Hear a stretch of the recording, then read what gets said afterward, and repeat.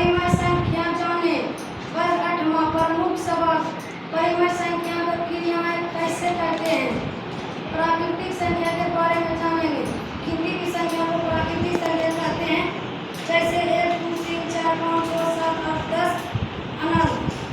पूर्ण संख्या के बारे में जानेंगे। जीरो से शुरू होने वाली गिनती को संख्या कहते हैं, जैसे 0 1 2 3 5 अंत। पूर्णांक संख्या के बारे में जानेंगे। धनात्मक और ऋणात्मक पूर्णांक के सम्मिलित रूप को पूर्णांक संख्या कहते हैं, जैसे -1 -2 -3 -4 -5। ऋणात्मक पूर्णांक 1 2 3 4 5। धनात्मक पूर्णांक परिमेय संख्या के बारे में जानेंगे।